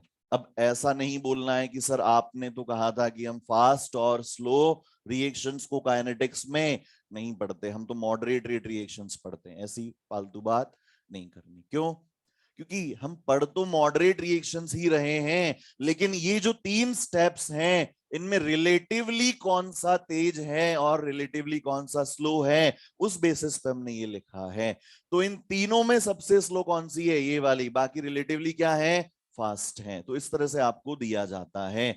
ये दिया जाने के पीछे रीजन क्या है, एक एग्जांपल लेते हैं, है ना।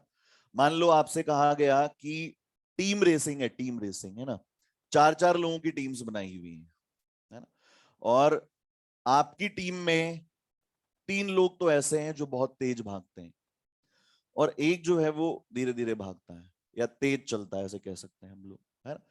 अब आपकी टीम के जीतने के चांसेस की बात करें, अच्छा जीती हुई टीम कब मानी जाएगी, जब चारों मेंबर लाइन क्रॉस कर लेंगे सबसे पहले। जब चारों मेंबर्स लाइन क्रॉस करेंगे तभी जीती हुई मानी जाएगी टीम, तीन मेंबर क्रॉस करने पे काम नहीं चलेगा। तो ये बताओ आपकी टीम की जीतने के चांसेस हैं वो किस पे डिपेंडेंट हो गए, उन तीन तेज भागने वालों पे या वो एक जो धीरे चल रहा है उस पे। आपने एक फैक्ट्री खोली, साइकिल फैक्ट्री आपने खोली, और मोदी जी विजिट पे आए, कोई भी विजिट पे आया है, और आप लोग बता रहे हैं, आप बता रहे हैं कि ये हमारी फैक्ट्री है और हमारा बढ़िया प्रोडक्शन है डेली का, और हम लगभग डेली की 500 साइकिल्स हैं वो प्रोड्यूस कर लेते हैं। मैंने कहा अच्छा बताओ बाकी के क्या क्या पार्ट्स लगते हैं साइकिल में भी, हैंडल लगता है, सीट लगती है, फ्रेम होता है, रिम होती है, ये सारी चीजें जो है वो हम प्रोड्यूस करते हैं, बताओ कितना कितना प्रोडक्शन है। वो पहुंचे तो पता लगा कि लगभग हर एक चीज का प्रोडक्शन है वो पर डे का 600 से ज्यादा है। मतलब जो भी चीजें लगती हैं वो 600 साइकिल्स में जो लगती हैं उससे लगभग हर एक चीज का प्रोडक्शन 600 साइकिल से ज्यादा आ रहा है। बट उन्होंने देखा जो हैंडल्स हैं वो डेली के 350 बन रहे हैं। बताओ क्या हम 600 साइकिल रोज की बना रहे हैं, कितनी बना रहे हैं। तो हमारा प्रोडक्शन जो है वो किस पे डिपेंडेंट हो गया है, जो हैंडल के प्रोडक्शन की रेट पे। और हैंडल के प्रोडक्शन की रेट पे क्यों डिपेंडेंट हो गया, क्योंकि वो सबसे स्लो प्रोड्यूसिंग है। यहां पर भी हम बात करें अगर, तो ये जो कॉम्प्लेक्स रिएक्शन है इसकी रेट जो होती है वो किस पे डिपेंडेंट हो गई है, सबसे स्लोवेस्ट स्टेप पे, that is called rate determining step, क्योंकि वो रेट डिटरमाइन करने में यूजफुल हो रहा है। So it is the slowest step, और इसी को क्या कहा जाएगा, रेट डिटरमाइनिंग स्टेप। और वैसे भी समझ सकते हैं, हम इतना कुछ करने की जरूरत ही नहीं थी इतनी बात करने की। देखो A2 से 2A बनने का जो काम है वो बहुत तेजी से हो रहा है, बहुत फास्ट हो रहा है। अच्छा ये कह रहा है कि अगर मुझे टाइम पे AB2 मिल जाएगा, अगर मुझे टाइम पे AB2 मिल जाएगा तो मैं भी तेजी से कंबाइन करके AB बना दूंगा। सारा काम कहाँ अटक रहा है, AB2 बनने पे। ये बहुत धीमी रेट से प्रोड्यूस हो रहा है, तो ये अपना काम तेजी से कर रहा है, कहीं रोक टोक नहीं है, ये भी अपना काम तेजी से कर रहा है, लेकिन जो मेन प्रोडक्ट बनने में देरी किसकी वजह से हो रही है, तो रेट ऑफ रिएक्शन डिपेंडेंट किस पे हो गई, स्लोवेस्ट स्टेप पे हो गई है। तो क्या हम लिख सकते हैं rate of complex reaction depends on slowest step in the mechanism, slowest step in the mechanism called rate determining step।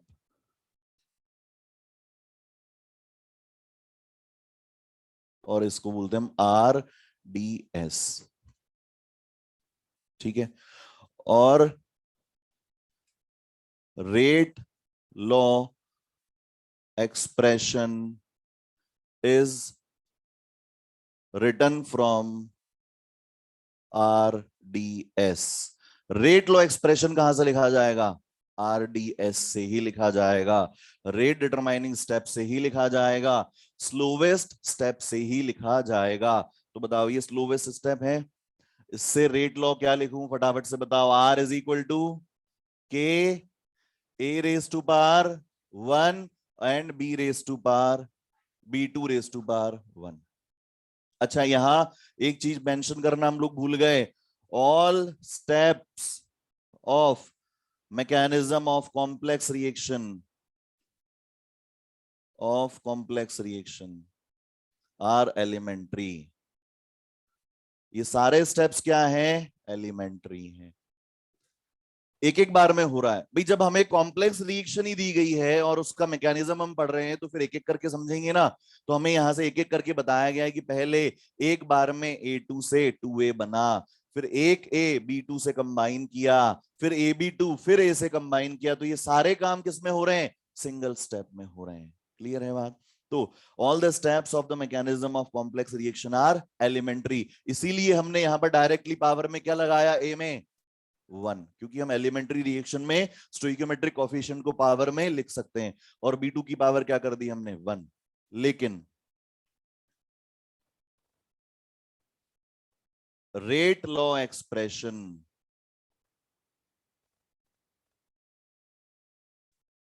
should not contain intermediate।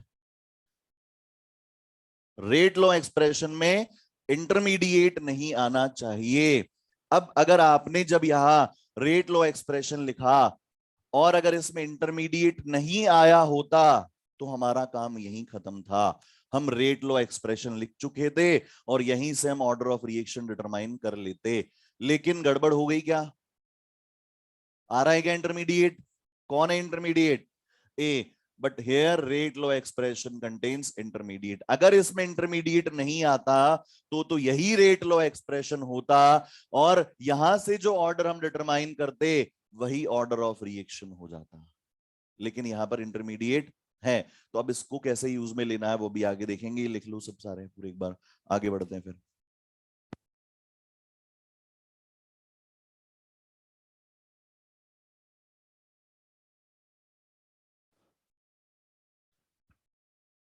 गर्मी तो कर रखी है बेटा आप लोगों ने, कहना नहीं चाह रहा था पर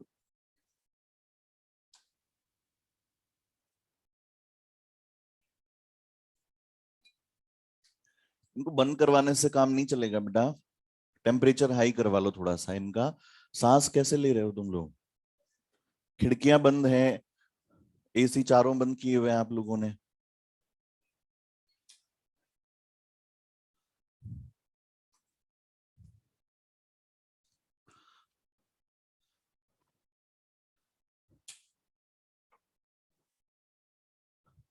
मुझसे ओपिनियन मत लिया करो AC चलवाने का या बंद करने का। आधे लोग खुश हो जाएंगे कि जिनको चलवाना है, आधे लोग नाराज हो जाएंगे जबरदस्ती चलवा दिया। क्या मतलब आ रहा है ना? लिखा सब लोगों ने?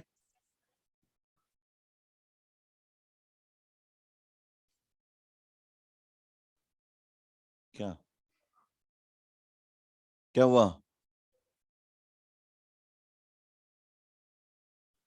5 मिनट रुक जाओ, अभी चलवा दो। हाँ? बस 5 मिनट दे दो मुझे, फिर चलवाता हूँ मैं। इधर ध्यान नहीं है। 5 मिनट और से, है ना? अच्छा कॉन्सेप्ट है, समझ लेंगे, मजा आएगा। देखो, rate low expression should not contain intermediate, और यहां से हम कह सकते हैं कि order of reaction is, order of reaction क्या लिखे हैं इसमें? चलो इंटरमीडिएट वाली प्रॉब्लम सॉल्व करते हैं पहले, है ना। If intermediate appears, then eliminate it using reversible step। अगर जो रेट लॉ एक्सप्रेशन है उसमें इंटरमीडिएट आता है तो हमें उसको एलिमिनेट करना है। किसकी हेल्प से एलिमिनेट करना है? जो रिवर्सिबल स्टेप है उसकी मदद से। अच्छा, मैंने क्या कहा था? 99% केसेस में आपको रिवर्सिबल स्टेप दिया जाएगा। वो 1% का क्या जिसमें रिवर्सिबल स्टेप नहीं दिया गया हो? तो ध्यान से देखें, बहुत ध्यान से देखें, इजी है। आपको रिवर्सिबल स्टेप जो दिया हुआ रहता है उसकी मदद से क्या लिखना होता है? के इक्विलिब्रियम। के इक्विलिब्रियम में क्या आएगा? प्रोडक्ट का active mass raised to power stoichiometric coefficient divided by reactant के लिए A2 रेज्ड टू पावर 1। ठीक है। अच्छा, ये क्यों किया ऐसा? देखो यहां से क्या होगा, एक स्क्वायर जब निकालेंगे तो क्या मिलेगा, के इक्विलिब्रियम इनटू A2, और जब यहां से A निकालेंगे तो मिलेगा k equilibrium raise to power 1/2 A2 raise to power 1/2। ये समझ गए क्या? तो ये किसकी वैल्यू आ गई, A की। इंटरमीडिएट कौन था यहां पर, A, और इसी को हमें एलिमिनेट करना है। तो अब इसकी जगह पे बताओ क्या लिखा जा सकता है, R इज इक्वल टू के एज इट इज है, और A की जगह पे क्या आ जाएगा, k equilibrium raise to power 1/2 into A2 raise to power 1/2 और B2 रेज टू पावर 1। बताओ अब क्या इसमें कोई इंटरमीडिएट है, नहीं है। इसी को आप फर्दर क्या लिख सकते हैं, इसी को आप फर्दर लिख सकते हैं, R is equal to k dash A2 raise to power 1/2 B2 raise to power 1, where k dash is equal to k into k equilibrium raise to power 1/2। और ये क्या हो गया, रेट लॉ एक्सप्रेशन। और इसी का जो ऑर्डर होगा वही क्या कहलाएगा, इस कॉम्प्लेक्स रिएक्शन का ऑर्डर कहलाएगा। ऑर्डर कितना आ गया, 1/2 + 1 that is equal to, so 3/2 is the order of reaction. समझ रहे हैं बात को? अब रिवर्सिबल स्टेप नहीं हो तो क्या करना है, इधर देखो, ध्यान से देखें। इंटरमीडिएट कौन है, ए, और हमें एलिमिनेट किसको करना है, ए को। आपको जो भी स्टेप चाहिए हो आप उसको रिवर्सिबल एज्यूम कर सकते हैं, अगर नहीं दिया हुआ है तो भी आप उसको एज्यूम कर सकते हैं रिवर्सिबल। ठीक है, यहां तो दे दिया गया है तो हमारे लिए आसान हो गया आइडेंटिफाई करना कि कौन सा स्टेप को लेना है। लेकिन अगर नहीं दिया गया हो तो कैसे फाइंड आउट करना है, देखो यहां से जब आप ए की वैल्यू निकालोगे किसकी टर्म्स में आएगी, के इक्विलिब्रियम और A2। के इक्विलिब्रियम तो कांस्टेंट है, क्या A2 इंटरमीडिएट है, नहीं है। एक्सेप्टेबल होगा रेट लॉ एक्सप्रेशन में, होगा। तो आप यहां से ए को रिप्लेस कर सकते हैं, एलिमिनेट कर सकते हैं। ये तो स्टेप खुद लिया हुआ ही है हमने। अच्छा अगर मान लो ये स्टेप लेना चाहें तो यहां भी ए आ रहा है, तो यहां से जब आप ए निकालेंगे, इस स्टेप से जब आप ए निकालेंगे तो किस किस की टर्म्स में आएगा, AB2 की टर्म्स में, AB की टर्म्स में, और के इक्विलिब्रियम की टर्म्स में। के इक्विलिब्रियम तो कांस्टेंट है, AB क्या इंटरमीडिएट है, नहीं है। It can appear in the rate law expression, लेकिन AB2 इज इंटरमीडिएट, ये एक्सेप्टेबल नहीं है। तो आपने क्या किया, एक बीमारी से पीछा छुड़वाया और दूसरी साथ में लगा ली। मतलब क्या हुआ, इस इंटरमीडिएट को हटाने चले थे और इसको हटाने के लिए हमने जो एक्सप्रेशन बनाया उसमें कौन सा इंटरमीडिएट आ गया, AB2। अगेन AB2 वहां एक्सेप्टेबल नहीं होगा। तो बताओ सबसे अप्रोप्रिएट स्टेप कौन सा है, फर्स्ट स्टेप है। तो आपको आसान करने के लिए इसको ऑलरेडी क्या दे दिया जाता है, रिवर्सिबल। अगर नहीं भी दिया जाता है तो भी आप उसको आइडेंटिफाई कर सकते हैं। ऐसा एक क्वेश्चन था 2017 या 18 में आया हुआ था, प्रीवियस ईयर क्वेश्चंस में देखना, उसमें स्टेप नहीं दिया गया है, रिवर्सिबल नहीं दिया गया है। 3 स्टेप दे दिए गए हैं इसी तरीके से, तीनों में सिंगल हेडेड एरो दे दिए गए हैं और आपसे ऑर्डर ऑफ रिएक्शन डिटरमाइन करने के लिए कहा गया है। वहां पर यही तरीका काम में लिया गया है और हमें भी यही तरीका काम में लेना है। यहां तक जो समझा उसमें कोई दिक्कत है क्या? इंटरमीडिएट जो है वो रेट लॉ एक्सप्रेशन में नहीं आ सकता है। अब यहां आ गया है, भाई रेट लॉ एक्सप्रेशन तो लिखेंगे इसकी हेल्प से, स्लो की हेल्प से, यहां आ गया है। अब इसको एलिमिनेट करना है, एलिमिनेट करने के लिए बाय डिफॉल्ट जीरो दिमाग अगर हम लगाएं तो रिवर्सिबल स्टेप जो दिया है उससे के इक्विलिब्रियम लिखो और इंटरमीडिएट की वैल्यू निकाल के यहां रख दो, आपका काम हो गया। और अगर मान लो रिवर्सिबल स्टेप नहीं दिया है तो हमें आइडेंटिफाई करना है कौन सा स्टेप अप्रोप्रिएट रहेगा। रिप्लेस किसको करना है, ए को। तो यहां से ए रिप्लेस किसकी टर्म्स में होगा, A2 और के इक्विलिब्रियम। A2 और के इक्विलिब्रियम दोनों एक्सेप्टेबल हैं क्योंकि कोई इंटरमीडिएट नहीं है इसमें। यहां से अगर ए को रिप्लेस करेंगे तो AB2 और AB की टर्म्स में। AB एक्सेप्टेबल है लेकिन AB2 इंटरमीडिएट है, ये स्टेप काम में नहीं लिया जा सकता। ठीक है इतनी बात, ठीक है। असाइनमेंट दे देता हूं तुम लोग को।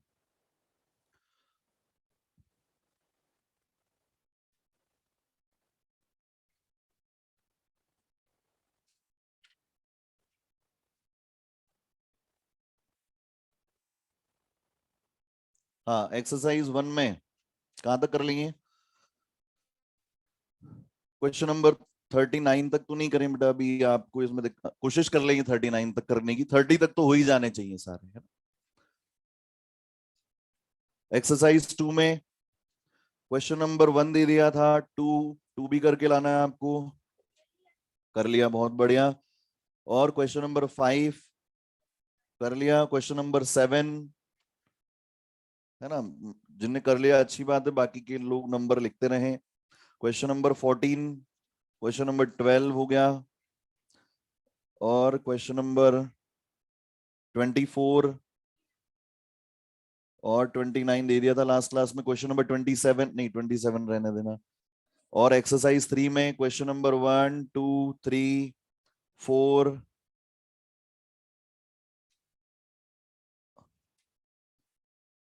11 रहने देना, सॉरी।